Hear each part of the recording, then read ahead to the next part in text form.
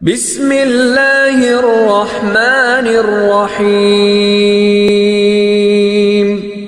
الا بذکر اللہ تطمئن القلوب۔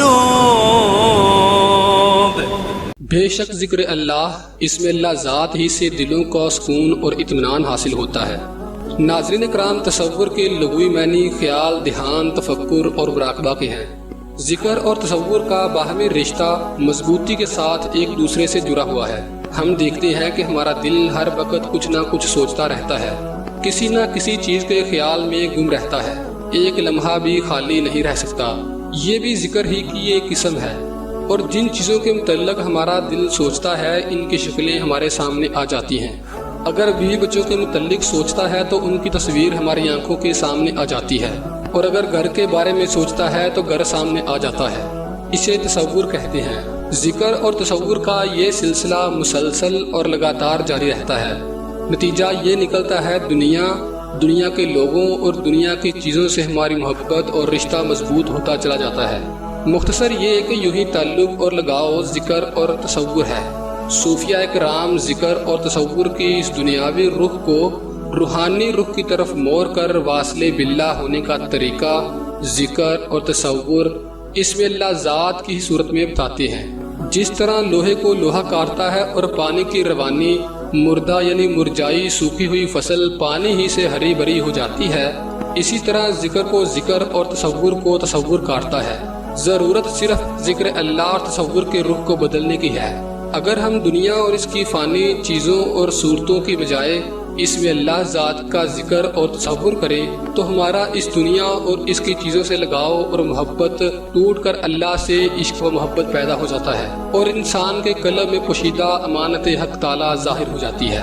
ناظرین، بہت سے عاملین، عابدین اور زاہدین نے ہر دور میں اسم اعظم کی تلاش کی، لیکن سوائے چند عارفوں کے اسم اعظم نہ پا سکے، یعنی اس کی تہ تک نہ پہنچ سکے۔ بے شک انہوں نے ذکر اللہ سے بہت سے مراتب اور درجات حاصل کیے ہیں، لیکن دریائے وحدت میں غوطہ زن ہونے اور قرب وصال الہی سے محروم رہے ہیں۔ سلطان العارفین حضرت سلطان باہو رحمۃ اللہ علیہ اپنی ایک کتاب عین الفقر میں فرماتے ہیں کہ علماء کو قرآن مجید میں اسم اعظم اس لیے نہیں ملتا کہ اسم اعظم صرف وجود اعظم ہی میں قرار پاتا ہے۔ اگر کسی کو اسم اعظم مل بھی جائے اور وہ اس کا ذکر بھی کرتا رہے تو اس کی تاثیر سے محروم رہتا ہے۔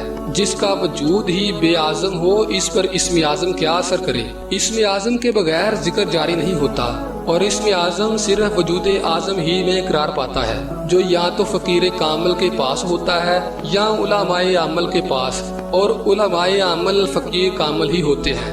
جو آدمی اسم اعظم پر اعتماد نہیں رکھتا وہ اللہ تعالیٰ سے بھی اعتماد اٹھا لیتا ہے، اور وہ احمق ہے۔ اسم اعظم اسے نصیب ہوتا ہے جو صاحب مسمہ ہو، اور جو صاحب مسمہ ہو جاتا ہے وہی صاحب اسم اعظم ہوتا ہے، اور یوں ہی مرشد کامل ہوتے ہیں۔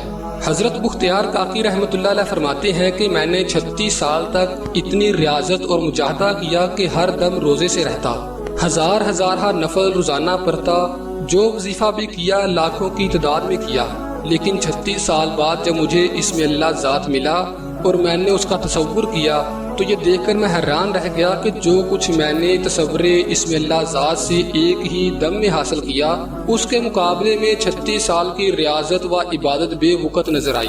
اسی طرح حضرت خاقانی رحمۃ اللہ علیہ فرماتے ہیں کہ 30 سال کی تحقیق کے بعد خاقانی کو معلوم ہوا کہ دم بھر کر تصور اسم اللہ ذات میں مشغول رہنا تخت سلیمانی کے تصرف سے کہیں بڑھ کر ہے۔ حضرت سیری سقی رحمۃ اللہ علیہ نے ایک دفعہ کسی خدا رسیدہ بزرگ سے ان کا نام پوچھا تو اس بزرگ نے فرمایا کہ میرا نام ہو ہے۔ آپ نے پھر سوال کیا کہ کھاتے پیتے کیا ہو؟ بزرگ نے جواب دیا ہو۔ آپ سری سقی رحمۃ اللہ علیہ نے پھر کوئی سوال پوچھا تو اس بزرگ نے ہو میں جواب دیا۔ غرض جب ہر سوال کا جواب ہو میں آیا تو آپ رحمۃ اللہ علیہ نے پوچھا کہ کیا ہو سے مراد اللہ ہے؟ یہ سنتے ہی اس بزرگ نے زوردار چیخ ماری اور اس جہان فانی سے رخصت ہوئے۔ حضرت سیدنا غوث پاک رضی اللہ تعالیٰ عنہ ملفوظات غوثیہ میں ایک روایت بیان کرتے ہیں کہ ایک بزرگ ملک شام کی مسجد میں بھوک کی حالت میں پہنچے اور اپنے نفس سے کہنے لگے کہ کاش میں اسم اعظم جانتا ہوتا۔ اسی وقت دیکھتے ہیں کہ 2 شخص آسمان سے اترے اور ان کے پاس آ کر بیٹھ گئے۔ ایک شخص نے دوسرے سے کہا کہ تیری خواہش اسم اعظم جاننے کی ہے؟ تو دوسرے نے کہا کہ ہاں میں یوں ہی چاہتا ہوں۔ اس نے جواب دیا کہ تو اللہ اللہ کیا کر، یوں ہی اسم اعظم ہے۔ وہ بزرگ کہتے ہیں کہ میں نے دل میں سوچا کہ یہ اسم تو میں بہت دیر سے کیا کرتا ہوں، لیکن اس میں اسم اعظم کی جو خاصیت ہے وہ ظاہر نہیں ہوتی۔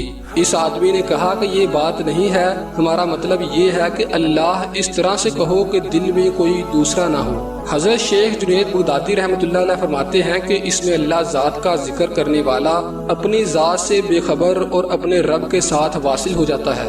وہ احکام الہیہ پر سختی سے کاربند ہوتا ہے اور دل میں اس کے مشاہدے میں مشغول رہتا ہے، حتیٰ کہ مشاہدہ کے انوار و تجلیات اس کی بشری صفات کو جلا کر راکھ کر دیتے ہیں۔ حضرت شیخ بہاؤالدین نقشبند رحمۃ اللہ علیہ 16 سال تک لگاتار اس میں اللہ ذات دل پر نقش کرتے رہے۔ ایک روز اس کوشش میں اس قدر جذباتی ہوئے کہ جنگل کی طرف نکل پڑے۔ جنگل میں بہت دور کہیں آپ کی ملاقات حضرت خضر علیہ السلام سے ہوئی۔ حضرت خضر نے پوچھا کہ اے بہاؤالدین کیا کر رہے ہو؟ جواب دیا کہ دل روشن نہیں ہو رہا، اس لیے بے حد پریشان ہوں۔ انہوں نے جواب دیا کہ تصور اسم اللہ ذات کیا کرو۔ عرض کیا کہ 16 سال سے یہی وظیفہ کر رہا ہوں مگر کوئی کامیابی حاصل نہیں ہوتی۔